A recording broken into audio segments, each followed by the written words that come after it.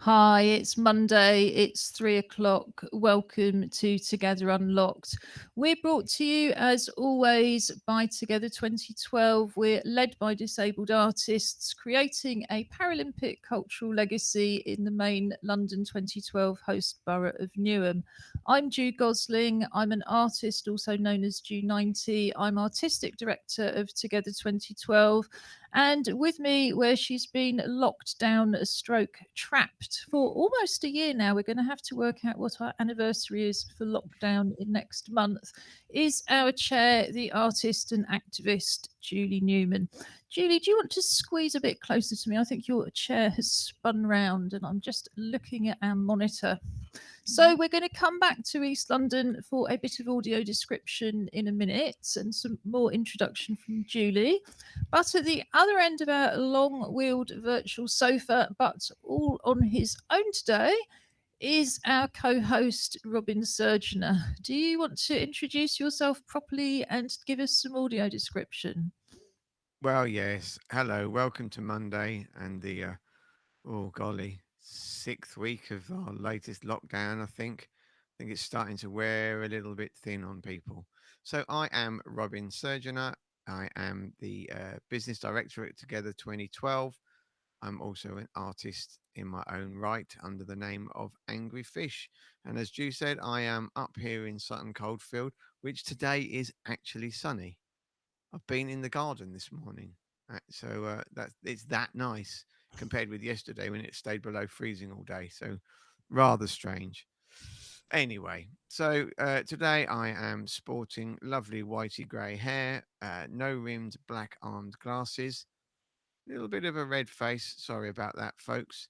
Um, but as handsome as ever, hidden behind it, obviously. Blue eyes, and today I am wearing a well, it was grey. It's a sort of washed outy grey round neck, short armed t shirt uh, with the words Rolling Stones in white letters, and then a massive logo of pink lips and a tongue sticking out with a Union Jack on it, which is a well, the lips is a very famous Rolling Stones album cover, of which Julie might know the name of the album. So it's the kind of play, the pictorial play on that album cover. Wonderful. So, as you can tell, unfortunately, it's Boomers United today with nobody younger than me, and I'm 58. So, yes, we all recognise the t I'm shirt. younger than you. Yes, but I think still extraordinarily, although we're much younger than Julie, defined as boomers. Anyway, I'm Ju Gosling. I've got light olive skin, green eyes behind black plastic glasses, black plastic wrist braces, indeed, and silver coloured jewellery. Today, I am wearing a purple baseball cap.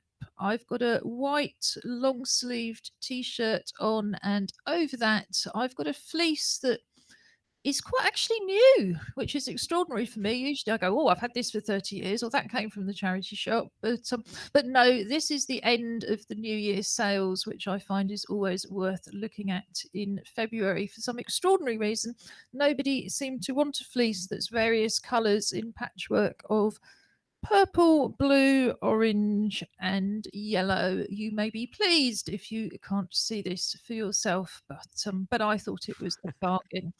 And behind us, you can see more or less, depending on which angle you get through the show, of our Together 2012 graffiti banner. We produced that with a company called Graffiti Life back in 2014, and it's got representations of all the different arts activities that we cover during the year. So that's everything from drama, dance, live music, visual art, street art, carnival art, poetry, and much, much more. So, Julie, you've been very patient. Who are you? What do you look like? I'm Julie Newman. I have gold and silver hair, um, mid-long, Getting growing. longer. Yes, getting longer. I have dark rimmed glasses. Today I'm wearing a grey t-shirt. Whoops, I can't work out which side is which. I'm wearing grey t-shirt with a black and white checked overshirt, and I have around my neck a lovely little turtle in a black stone with. Actually, it's a fish. It's okay. It's a fish. That's something You have else another one, altogether. but I do have another one. It's little black, shiny, polished stones which feel like jet to me. But it came from Tobago, where I went to with Ju actually to see a friend getting married, which was lovely some years ago. yes, far too long ago. In fact, I might come back to Tobago in a minute. But first, what did we do at the weekend? On a Friday in the show, we recommend something for the weekend, things for you to do on and offline. Sometimes we follow our own recommendations, sometimes we find other things to do. Julie, what did you get up to? Well, we watched The Dig, which I'd read an awful lot about. I was a little bit hesitant about it because I thought, oh, it's got an awful lot of publicity. Is it going to be any good? So we watched it on Netflix, which is a subscription service, and it was very interesting. I wouldn't give it a rave review myself. I thought it was very reminiscent of a Merchant Ivory film. Sort of something like um, I don't know. What's one of the Virginia Woolf ones?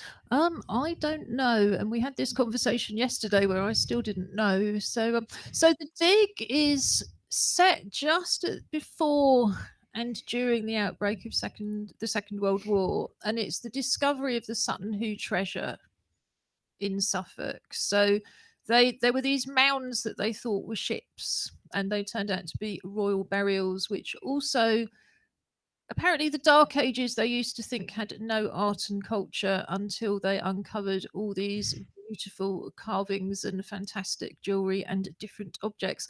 I think there's always art and culture. It might not necessarily be what we recognize, but art is always there.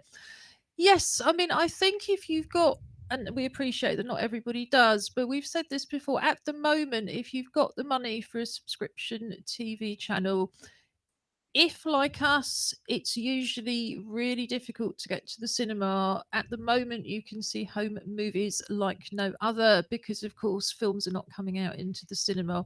So, I think even as a sort of relatively short term subscription, it can be well worth it. What we do is we get the microwave popcorn. Sometimes we make shakes.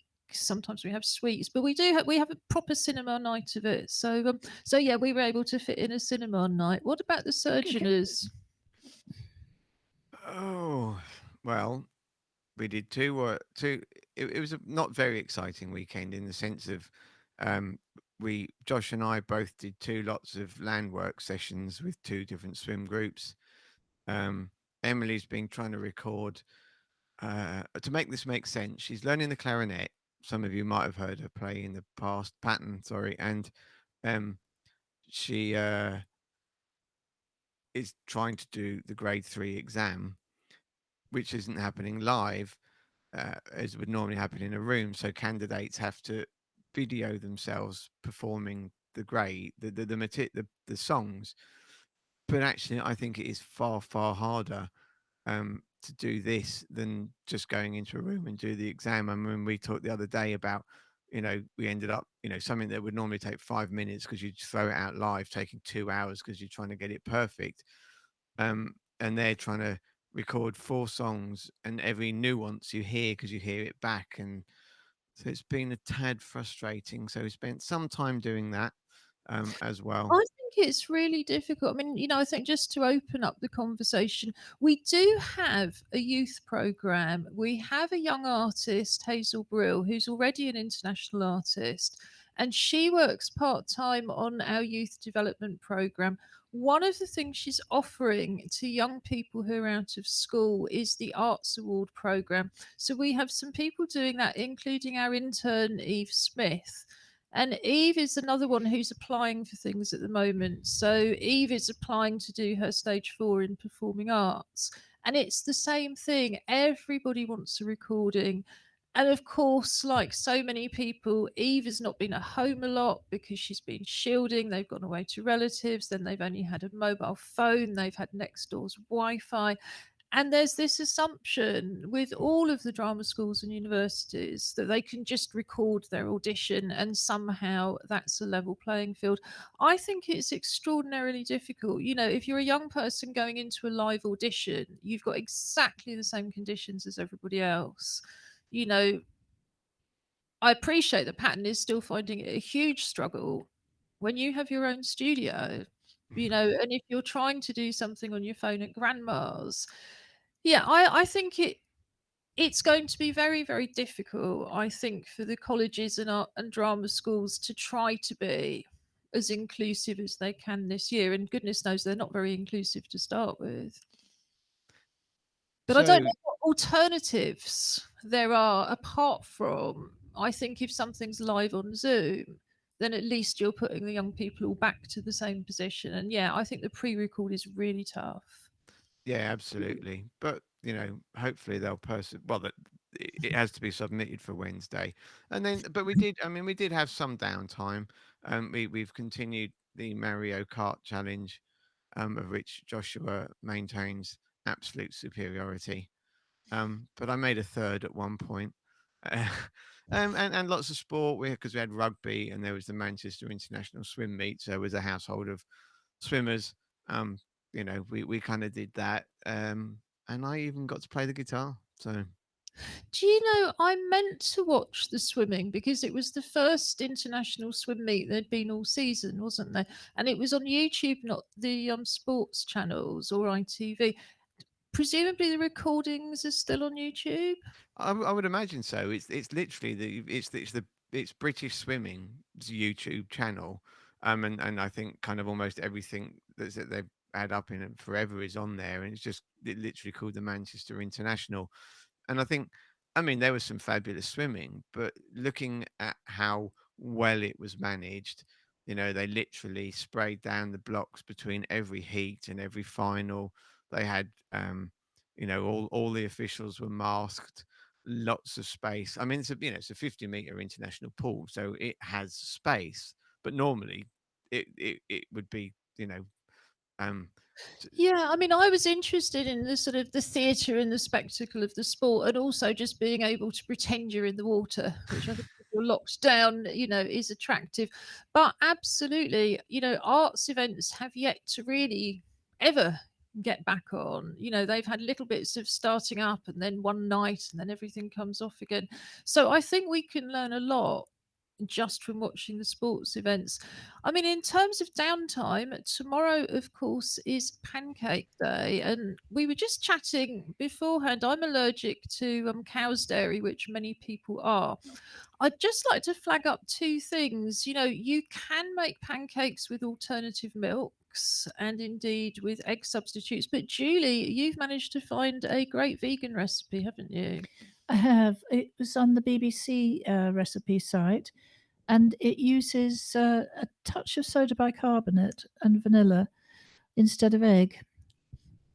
Yes, you don't actually need much to make something rise. No. One of the things I've found with the bicarbonate of soda of years of being dairy allergic is if you just whisk it up a little bit with the milk or whatever you're using as milk, that can make it rise a lot better. So, what we're going to do is we'll put that recipe and indeed we'll put the link up again on our highlights and links page. If you go to our website www.together2012.org.uk, under the main Together Unlocked TV page, there's a pull down menu. The first thing you come to is highlights and links. That has any videos, pictures, anything else we show on the show. And of course, you can also look back to previous shows and indeed previous months.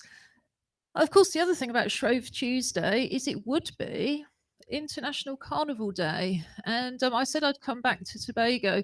Last year, we were due to go to see Real Carnival in Tobago. And we were so looking forward to it because right since 2014, Together 2012 CIC was set up in 2013. And we've had a carnival arts programme ever since 2014. Over more recent years, what we do is we work with Para Carnival. We take part in Hackney Carnival, where the Para Carnival Together contingent has been award winning the last 2 years we were there. We just say that smugly because most people in Hackney Carnival are from Hackney. So it's kind of nice to come in and win things like Judge's Choice and Best Theme Interpretation when you come from Newham, because there's always just that little bit of stuff there. And our trip just fell through last year, and it seemed to be not meant to happen, and thank goodness it didn't, because of course chances are we would have come back with more than just carnival souvenirs. But all over the world, from South America and the Caribbean to Germany, people would be celebrating Carnival tomorrow. So this is just a real shout out to our Carnival partners, and particularly to Para Carnival, New Carnival Company, and Callaloo Arts.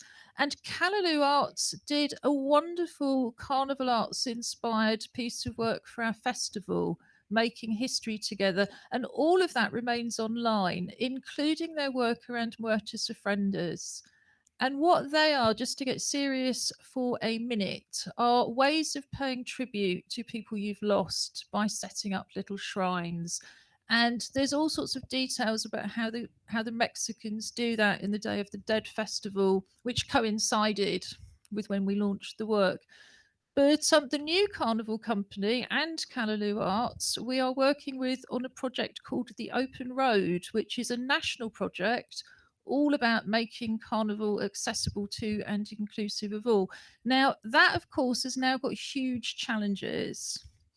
And at the moment, I'm not convinced that taking part in a traditional carnival in a traditional way is going to be possible for people like us for quite a long time to come. But it's a really interesting project, so we couldn't let Shrove Tuesday go past without saying Happy Carnival Day. We'll all have to do something, even if it's just wearing our carnival gear. But moving on, we are celebrating on a regular daily basis LGBT plus History Month. And last week, regular viewers may remember that we had Pattern Surgeoner on to ask me some questions, because they're a school student and LGBT plus History Month is first and foremost aimed at schools to, shall we say, remedy the deficiencies of the national curriculum. So I'm just going to put a few minutes more chat on where we talked a bit more about discrimination in schools, which I think sadly is something people will be all too familiar with, whether that comes in terms of disability, sexual and gender orientation, or indeed race and culture. But this, I say, is a more cheerful interview with Pattern. So there's less discrimination. Of course, there is still a lot out there, but I think it's... Yeah, you see, I think there's actually more discrimination in schools. And that, I think, is why so many adults are concerned to have LGBT plus History Month. And that's really just looking at the data. I mean, I remember back in the 60s being called a lesbian in the playground at primary school, but I didn't know what it meant. And I'm not entirely sure they knew either. And there was casual homophobia around at school, but nothing like the kind of attacks and... Yeah, I mean, I think Section 28, which for those who don't know was a law brought in by Margaret Thatcher saying that schools could not support, must not, quote, promote alternative families. So, two women living with a cat was an alternative family that must never be promoted as something that is equal to a married couple with 2 children. And indeed, it still isn't. But I think that's done a huge amount of damage, although it was repealed quite some time ago. The kind of, and gay as an insult, that was never, that was just not the case when I was growing up. So, yeah, I kind of think a lot of us as adults think that young people maybe in some ways have it at least as tough, if not tougher, but just different. And I think this assumption that everything's equal and, oh, well, you can get married, so what's the problem? Yeah. It's like, just because you have basic rights doesn't mean you have the same level of respect from other people. Like, yes, we might be able to get married, but a lot of people won't agree with it, and yeah. Well, that's right. And I think, particularly living in Newham, where white people, well, I think white English people are 16% of the population, and the majority of people are people of faith.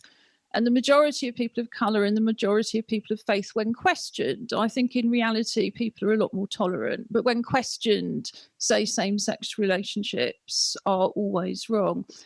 But yeah, I mean, I think as women, we know that we've got the right to equal pay, but we still don't get it, sort of 40 years later. As disabled people, we've got all sorts of rights we don't get. So yeah, absolutely. The fact that you have legal rights doesn't actually alter the way you're treated or discriminated against, or indeed, with any kind of discrimination, you are left pretty much to fight those cases on your own. So if you're already in a more vulnerable position and you're the person left to fight the case, I know as somebody who's taken a discrimination case, it is very, very difficult.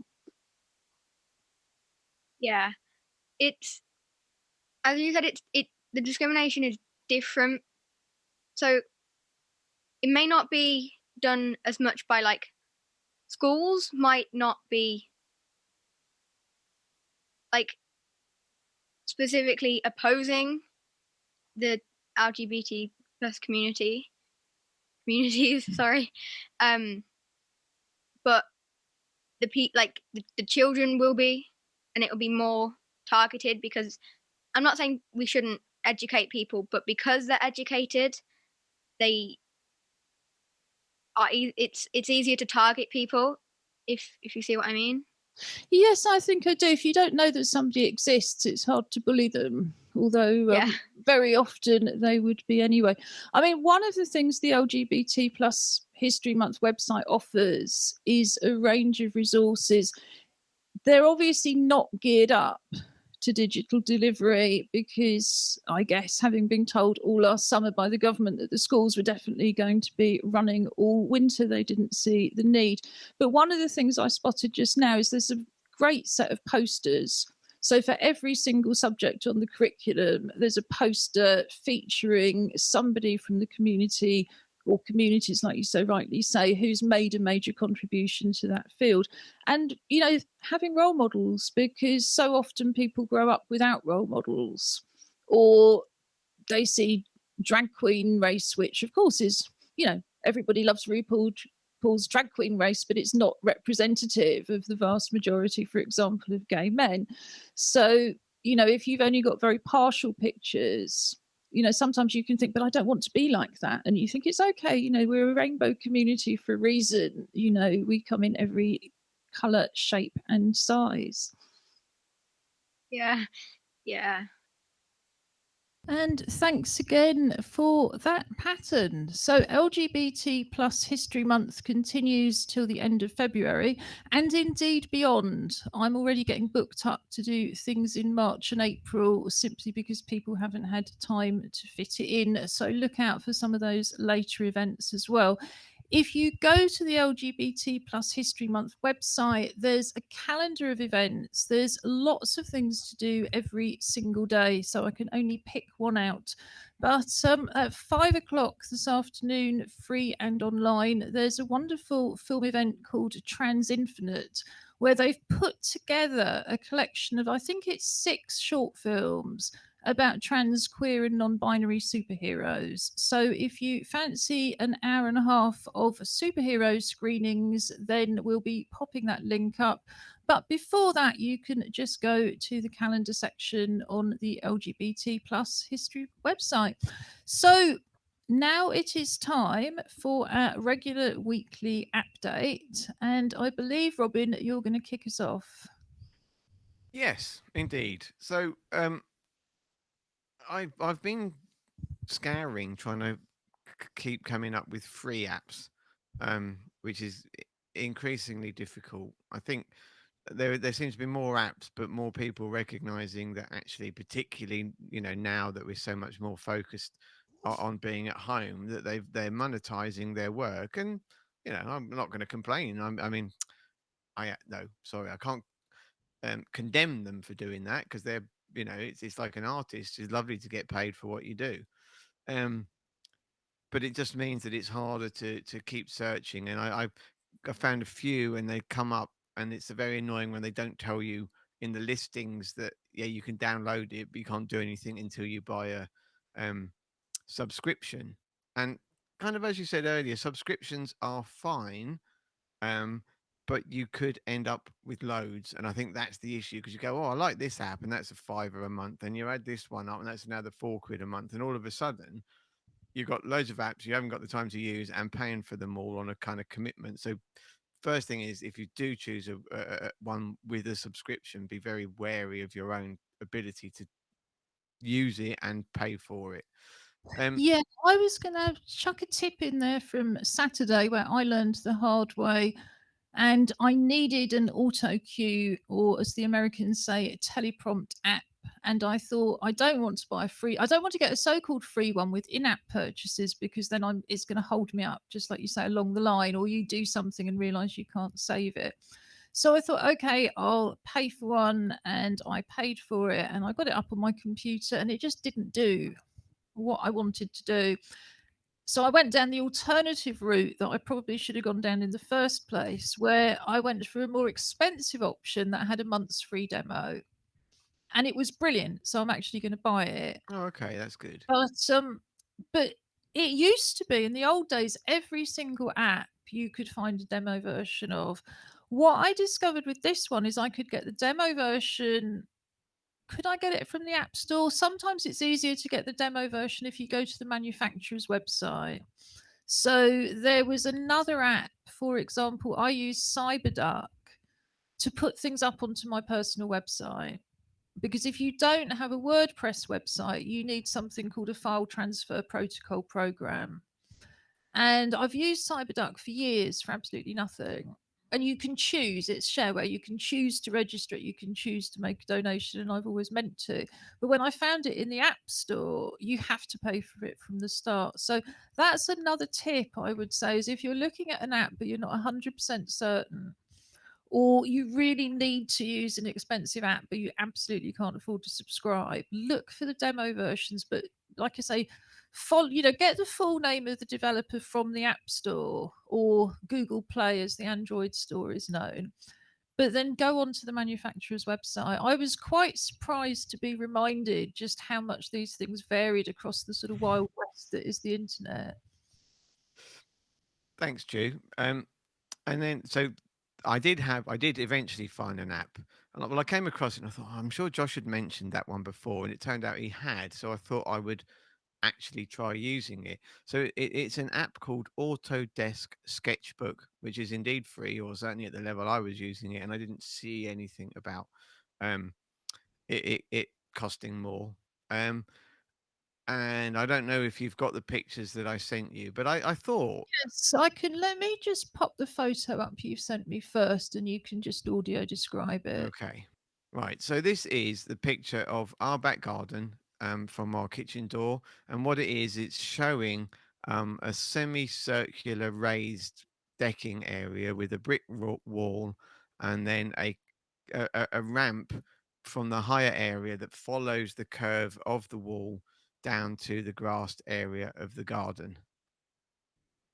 Great. And I'm just going to take the solo off for that for a minute. And then do you want to tell us what the app does, and then we'll show the result? Okay, so I thought, well, I know there are various kind of shapes and things you can do, but I thought I would actually try and free draw it. Um, yes, I did. I made that decision, and basically you can choose different size pens, different width pens, spray cans, paint brushes, um, and sort of auto styles. That fill the space. It doesn't draw anything for you, but like a spray gun, but rather than it being just a block color, it's a bit more like a splatter, for example, and stuff like that. But it was very easy to sort of, it's there. You've got a picture on the side of the screen, which has got the pictures. You've got a typical kind of color wheel, which you click somewhere in it what you want, and then that expands to then give you much, kind of infinite options within green or between green and yellow and stuff like that. Um, and It like, does sound excellent because, I mean, maybe it's just the age of the apps. Because again, I think that's probably another tip, isn't it? Kind of look out for apps at least every 6 months because there may be something better. But the apps I tend to use for drawing, you know, they offer those things, but it doesn't sound like in half so much detail.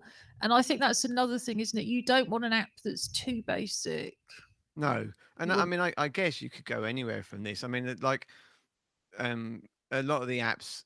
I mean, so I was drawing lines, and I did some awful lines, but I was able to just do an immediate edit and take that line out, and attempt to redraw it. Um, Again, I was literally using my finger on the trackpad, and I worked out that I could draw curves with my left finger, but not vertical lines, but I could draw vertical lines with my right finger, or vertical-ish, as you'll see when the picture comes up. But it was reason I use those apps actually is because my hands are just not good enough these days, or possibly ever, to do well with a paintbrush or a pen. But what I find with the iPad or the phone is that if you're using what's effectively a finger painting on the touch screen, it's much, much easier if you've got problems with fine motor control and so on. And indeed, I've had friends who've learnt to draw using those programs with their nose. wow. Interestingly enough, they again, I just throw this in as a tip. You would think that having a standard sized tablet would be easier than having a small one. But certainly one of the artists I know who draws with their nose found the iPad mini was actually much better. And then they're just moving the drawing area around, but you're not having to move around such a big screen size. Hmm. Shall we see what you did and you can tell us a bit more about it? Okay. So, it does actually, quite surprisingly, look a bit like our garden. So what I did was first of all, if you imagine there kind of there are, uh, 1, 2, 3, 4, 5, 6 sort of, curves, that follow the line. So the decking, then the brick wall, the top of the brick wall, then the edge of the ramp on the outside, and the inside, and then the outside of the edge of the ramp. So I drew those first to try to hopefully get some correct balance and perspective. And of course, at that point, it only looked like 5 curves. So then I worked out how to kind of work out how I brought in, um, some sense of 3 dimensions, which is then when I then started putting in the upright lines to create the brick wall. I mean, and as you'd have seen in the pictures of the garden, the top of the wall has like a grey brick to finish it off. I mean, the drawing shows a very odd size set of bricks, but um, No, I think it looks fabulous and much more ambitious than anything I've done with my finger painting. And is it available for Android and Mac? I'm afraid that's not an answer I know. I was trying to find something that was going to load, use, and then try using it. I mean, and I was actually quite pleased with it. I mean, I considering I think it haven't looks drawn great. anything in years and years, um, and was never very good at drawing in the first place, not freehand. But I did do when I was an apprentice many years ago as an engineer. I did 2 years in a drawing office, so I guess I was able to understand. I'm not these days whether it's perspective, but the depth to create the idea that it wasn't just a flat picture, but there was, to use the different angles to show that you've got a front wall and then it curving round and stuff. So I guess that stuff stuck with me. But now I've done that. I mean, when next time I'll get to draw, I'm really not sure. But it made me go, well, actually, it does look. You can look at the 2 pictures and see that one is a representation of the other one. Yes, and of course, you don't even have to show anybody the first. So I'll just leave you again with the fact that I think the single most useful thing, if you're not very confident in your drawing, as I'm not, is the fact that you can just rub it straight out again with the stroke of a key. We're going to finish App Date with what we call one of our short auntie films. Not about our short auntie, but a short version of our What's App Auntie films that we produced last August when the NHS COVID-19 app was just being launched. It stars the very wonderful actor and TV presenter Sahira Khan, so it's worth watching for that alone. But we thought 23 million apps downloaded, we might also just remind ourselves for when we get back out into the real world what those phones are for. And also for anybody who got a new smartphone at Christmas and still hasn't downloaded it. So we'll say goodbye to Auto Sketch. All of the details, including what platform it's available for, will be on our highlights and links page, and there'll also be a link to the full Auntie film. What's up, Auntie?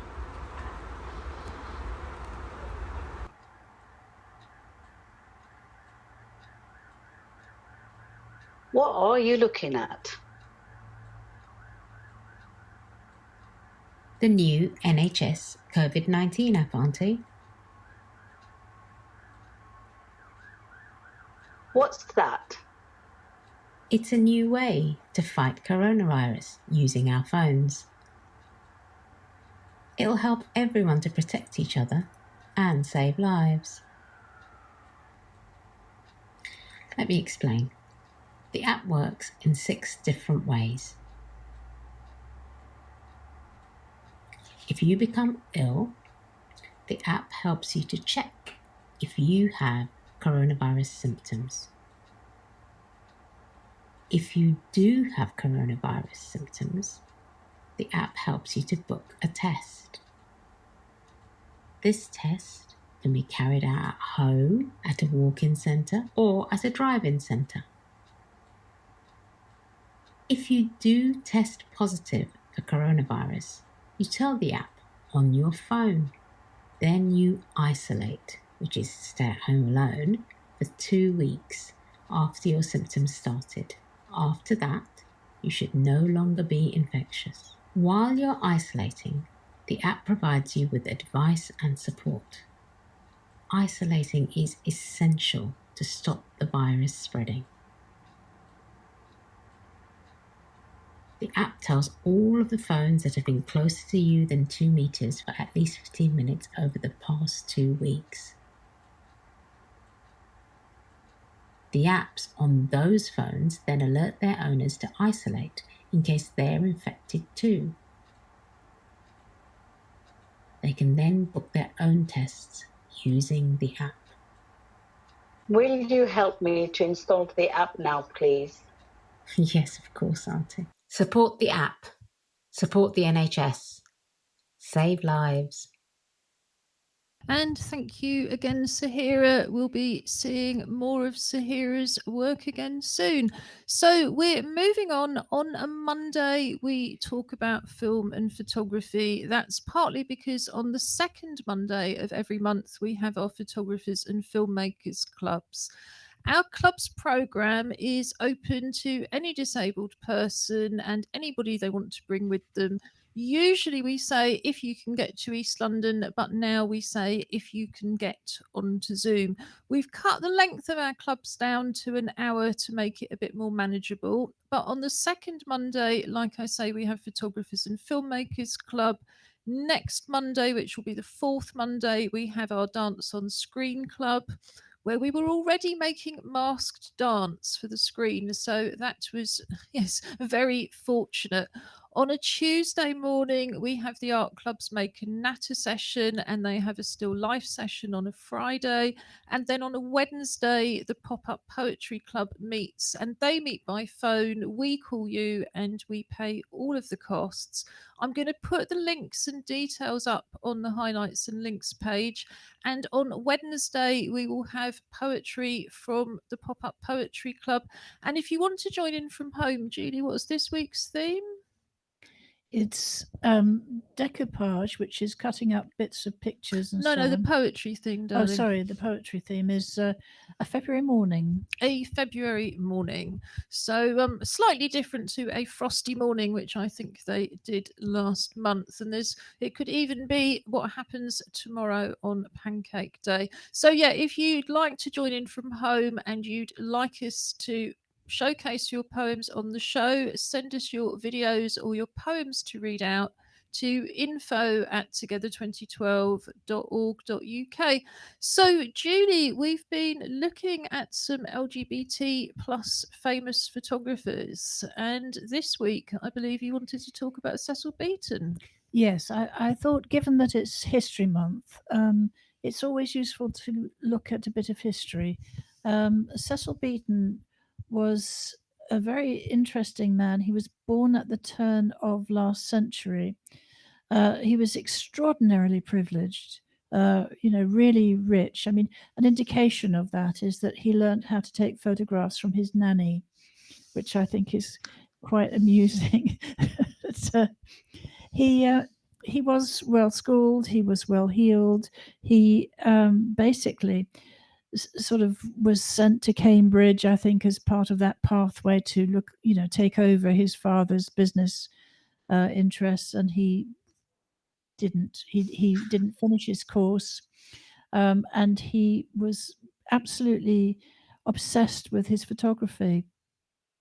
He became a fashion photographer sort of very early on. He was born in 1904, so he missed the war, the First World War, and sort of during the 20s and 30s, he was developing his portraiture, and he had a very interesting eye. He was a bit like Annie Leibovitz in as much as he was photographing sort of people who were famous as well as ordinary people, but from a very different perspective. Predominantly, his work was black and white, obviously in the early days, and he liked. Excuse me. So, just to apologise, we don't have any photos for copyright reasons to pop up on screen, but we will put a link in on the highlights and links page. Was there a disability angle? No, not really. He was just really from the gay history side of things. No, I just wondered. I mean, it's not compulsory.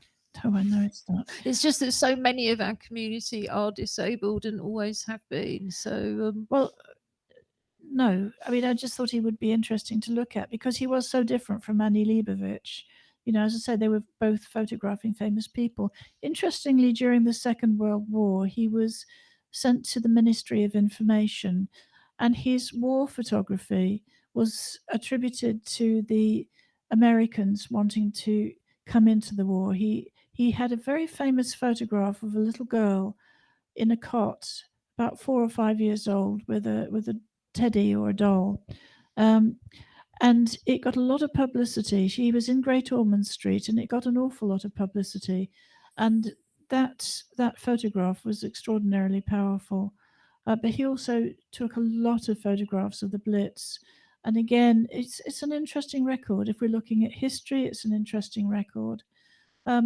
After the war, he travelled a lot, and he got caught up with Vogue and Vanity Fair, etc. He was a very favourite photographer of the royal family. And that's how I remember is just seeing him as a royal photographer.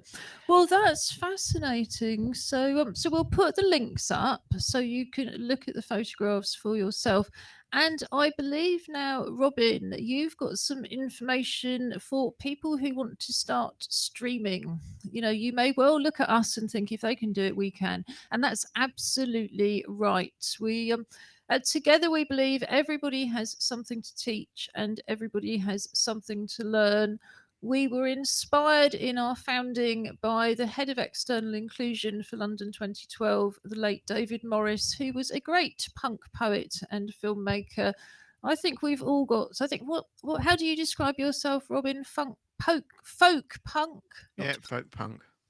Punk poet. Yeah. And I started my career as a fanzine editor, so we've got quite a lot of punk ethos, and we genuinely believe that everybody should give it a try, and everybody can achieve a lot more than you think.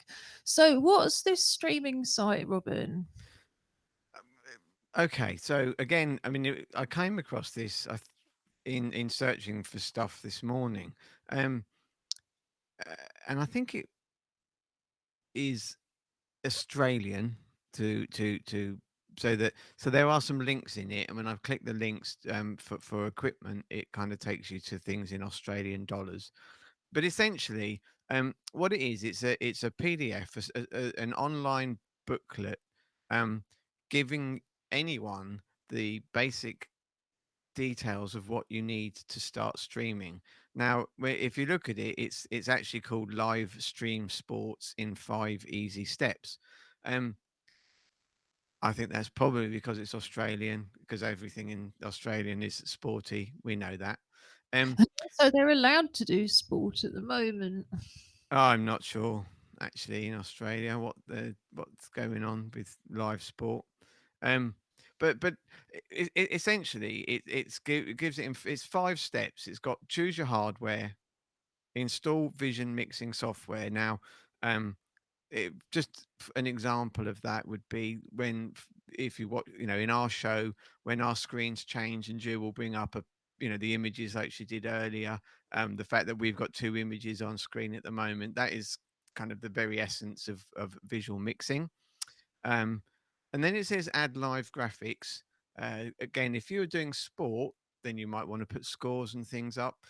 But I think there's a huge amount of similarity in this that would be for putting on live events. So you want to be able to, if you've got somebody performing a poem or some music, you want to run underneath some lyrics, or you might, just simply the name of the artist or the name of the piece that they're doing. So again, a lot of similarity. And then there is the option to run tests and go live. And this particular website then does look at you linking into them, and they provide a whole load of um, like templates and things that you can use for putting sports of, for scores. um, but I think that the principle of it is it's exactly the same, and that's kind of what I was really looking at it for. I mean, yeah, it might be great for us as a swim coach. um, there might be things that are really useful, but I think the whole idea, and particularly the very simple idea of it, looks at about software from, what sort of camera do you need? A camcorder? Can you use a phone? Can you, whatever? Whether you do need particular software. It talks a lot about something called OBS, which is Open Broadcasting Software. Yes, no, I can talk a little bit more about that briefly. All live streaming, whoever does it, whether it's the BBC, ITV, ourselves, or somebody going straight into YouTube, is using something that's called open broadcasting software. We use a system more or less successfully, as regulars may know, run by a company called Be Live. And what they do is effectively write their own app that incorporates the OBS, but also gives you the sort of vision mixing and so on functions of that in a theoretically at least more accessible format. But we have to pay for that. They have a free version. So again, don't dismiss these things because most of them have a free version. They limit you on how many shows you can do and what length, but that may not be a problem. And certainly you want to try it before you subscribe. But you can simply open up OBS, which is completely free, totally free to download. Not the easiest thing in the world to program, but there's lots and lots and lots of YouTube videos out there. So you can absolutely, if you've got an internet connection, you need a YouTube account or a Facebook Live account or some other account that's going to allow you to stream live, but you don't obviously you need money to have all of those things, but you don't need more than that. I mean, I don't know whether the links would work in Australia, whether we could be hosted in Australia and streaming to the UK. But I just think the things that make it simple are so helpful. I mean, we had no idea we set this stream up on the 30th of March 2020, and on the 1st of March we had absolutely no plans to do it. I think we set up the web-based join in from home program on the 10th of March, and the following week the feedback was that people needed live video to be able to engage. But but now people can actually plan. But those things that just told you really, really basic things, I have lots of different cameras, but the reality is that computers can only deal with one webcam. So unless you have another system to sort of mix different computers in, just learning that you don't have to worry about setting up 3 cameras because you can't use them was actually quite helpful.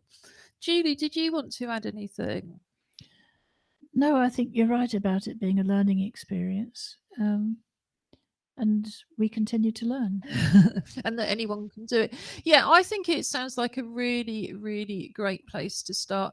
And of course, we welcome your queries as well. So if there's a question that we can answer because you want to start streaming, or you've got a stream around the arts or disability that you want us to promote, just get in touch. I'm going to put it up on the bottom of the screen, but it's info@together2012.org.uk. So, what have we got in the rest of the show? Well, as always, today we are going to finish, as it's a Monday, with a relaxation session. And Arwa Jagnay, who produces our usual Relax with Arwa, had her own streaming problems on Saturday. So, we'll put the link up anyway. Arwa runs her own. Well, it's really a yoga channel, Relax with Arwa. We hop in on a Monday for the last 5 minutes of her sessions on a Saturday. But as we have our very own Paralympian top swimming coach with us, yes, we just like to use him for as much as we possibly can. So in a few minutes' time, we'll be relaxing with Robin instead. Before that, we should flag up Wednesday, and my little Canadian teddy bear sitting all the way back here. He's probably slightly invisible and practically invisible now, particularly because I can't get him in the right place. So I'm going to give Julie the teddy. On a Wednesday, we have our regular feature, the Clockwork Paralympics, where our Paralympian family get very hot under the collar to see there's their competitor wearing its medal. But yes, our Paralympians get very hot under the collar, wondering whether they or us are going to win what's actually a game of chance. We race Clockwork toys to see which teddy is going to be the medal bearer that week. And we have our teddy bears not just because we can't live without them, but because ever since last year we've been celebrating and supporting the virtual teddy bear hunt. If you have a stream or you simply have a window and you have a teddy, make a young person's day, stick that teddy bear where they can see it and they can add it to their bear hunt. Young people a little bit short on laughs and stimulation at the moment. So Robin will be competing to see which of his house full of medals will be adorning his teddy bear. And we will go back to the fact we've got lots of teddy bears, so we'll have a new competitor on Wednesday, but we've only got one gold plastic medal. I think our bear deserves a medal. This is really going to upset Robin. Oh, look, he didn't win. He's still got a medal. Dum-de-dum. Also, on a Wednesday, we'll have Josh back with us for his gaming and sports report. And of course, as I said earlier, lots and lots of poems from the Pop-Up Poetry Club. If you'd like to join the Pop-Up Poetry Club, the information is on screen now. Contact us at info@together2012.org.uk. And of course, really looking ahead, considering it's only Monday, on Friday, we always start by dressing up to go out to stay in. So we would love to see your pictures and videos of you dressed up to go out to stay in. Please do share them with us. The details are at the bottom of the screen. But I think, Julie, it's just about time that ourselves and our lovely teddy bear said goodbye and let everybody relax with Robin, not least ourselves. Are you ready, Robin, if we say goodbye? I'm as ready as I'm going to be. Yeah, that's a whole different issue, isn't it? Thank you so much for joining us. We really appreciate your company, and we'll see you on Wednesday. Oh, well, okay, we get the full width of the shot now.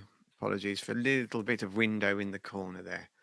Now, I thought that today we would make our relaxation totally inside. So we're not going to need to use arms or legs or anything. I think just control of our breathing and our eyes. Now, I would. So the first thing we're going to do is literally just relax. Get yourself somewhere, wherever you are, the most relaxed you can feel. If you need 20 seconds to lie down and still listen, I'll give you that time just to get into a nice, relaxed space. Relaxing is all about pace. Sometimes you can hear a ticking clock. Sometimes silence is all you need. Sometimes you want something that works with you. But I want you to now to just breathe in nice and slowly. Breathe in through your nose.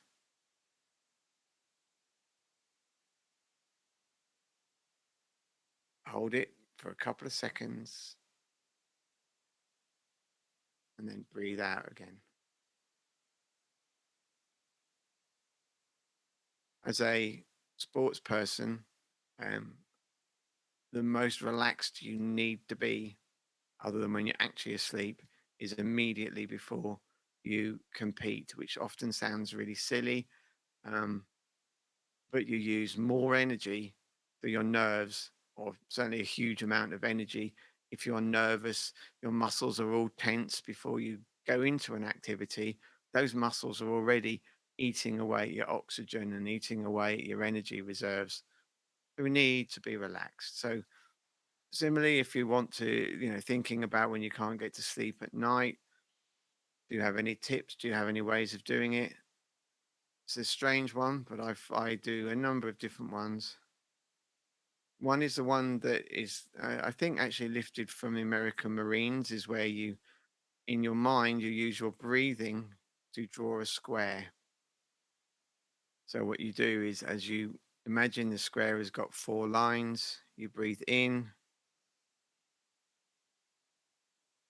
which is the first line. Then you hold for 4 seconds, which is the second line going across the top. Then you breathe out for 4 seconds. 2, 3, 4, and then hold for 4 seconds as you draw the line across the bottom. So we're going to do that now. You're going to do that. I will speak it, which makes it a little hard to hold your breath. So we're going to breathe. We're going to make a box of 4 lines. Doesn't matter where you start. But your first line is to breathe in. Breathe in. 2, 3, 4. Then hold that breath for 1, 2, 3, 4. Then breathe out slowly through your mouth. 1, 2, 3, 4. Then hold that breath out 4 seconds. And you can do that a few times, and you should feel yourself calming down. Sometimes when you start, because it's a new exercise, you think, oh, am I doing this right? And that can kind of actually speed your heart up a little bit. But as you get used to doing it, and it's all about these activities, feel yourself as you do that. Feel the weight sinking down through your body and out of you. Okay. It doesn't matter how much body you've got. Okay. Whether for me, I feel it and it comes out my knees. I've got feet, but I wouldn't know anything was coming out of them. So for me, I feel the energy coming down as I make that box and I breathe out, coming down through my body out through my knees. Might sound silly, but it's just a fantastic way of just relaxing. Actually, feel yourself gently pushing any anxiety out of your body as you do those breathing exercises. So we're going to do that. We're going to do it together now one more time. So we're going to go breathe in. 1, 2, 3, 4. Hold that breath for 1, 2, 3, 4. Breathe out. 1, 2, 3, 4. And then hold your breath for those 4 and feel any anxiety oozing out of you till you feel completely and wonderfully relaxed. Feel free to carry this on for as long as you need to when the show finishes. I hope that's been of some use to you in relaxing, and I look forward to seeing everybody on Wednesday. Bye for now.